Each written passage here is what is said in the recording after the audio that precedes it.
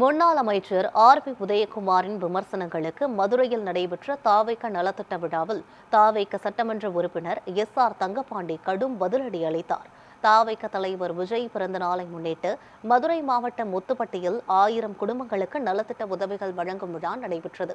தாவேக சட்டமன்ற உறுப்பினர் எஸ்.ஆர். தங்கபாண்டி தலைமை தாங்கி 1000 பயனாளிகளுக்கு நலத்திட்ட உதவிகளை வழங்கினார். தொடர்ந்து விழாவில் பேசிய அவர், முன்னாள் அமைச்சர் ஆர்.பி. உதயகுமாரின் விஜய் குறித்த விமர்சனங்களுக்கு பதிலளித்தார்.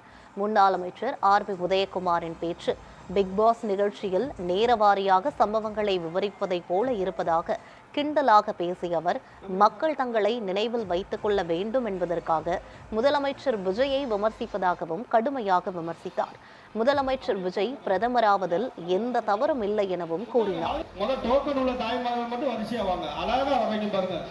நம்முடைய சட்டமன்ற உறுப்பினர் நம்முடைய தங்கை நித்யா அவர்கள் சார்பாக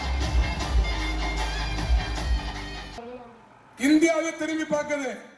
ஏன்னா தேர்தல் வாக்குறுதி ஒன்னா இருக்கும், ஜெயிச்சதுக்கு அப்புறம் ஒன்னா இருக்கும். ஆனா தளபதி என்ன சொன்னாரு, லஞ்ச லவணம் இல்லைன்னு இருக்க கூடாதுன்னு சொன்னாரு. அதை இன்னைக்கு நடைமுறைப்படுத்திட்டு இருக்காரு.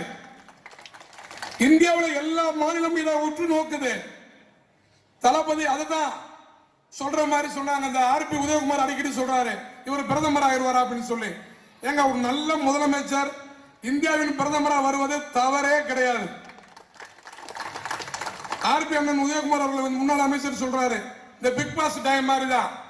காலை 6 மணிக்கு என்ன நடந்துச்சு, மத்தியானம் எத்தனை 2 மணிக்கு நடந்துச்சு சொல்ற மாதிரி தமிழக வெற்றி கழகத்தின் தலைவர் தளபதியை பத்தியும் தமிழக அரசை பத்தியும் காலை எழுந்தவுடன் அவர் பேட்டி கொடுப்பது அவரோட வேலையா இருக்கு. அதுக்கு வேற ஒரு காரணம் இல்ல. ஏன்னா எம்எல்ஏவும் தோத்துட்டாருல, இப்ப அவர் யாருன்னே தெரியாது. அப்ப தளபதியை பத்தி பேசினா தானே அவருக்கு வெளியே தெரியும்.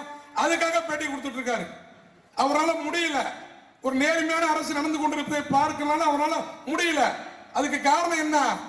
அவங்க 50 ஆண்டு காலமும் ஊழலே பெருகி போனவங்க. அவங்களால ஒத்துக்கொள்ள முடியாது, ஊழல் செய்யாம இருக்க முடியாது. அப்ப நேர்மையான கவர்மெண்ட் கொடுத்துட்டா எந்த காலத்திலும் தளபதியை அசைக்க முடியாதுன்ற ஒரு பயத்தினாலதான் பண்ணிட்டு இருக்காங்க. அந்த தீய சக்தியும் தீர்ந்து போற சக்தியும் இனி தமிழகத்தில் கால் உண்டவே முடியாது.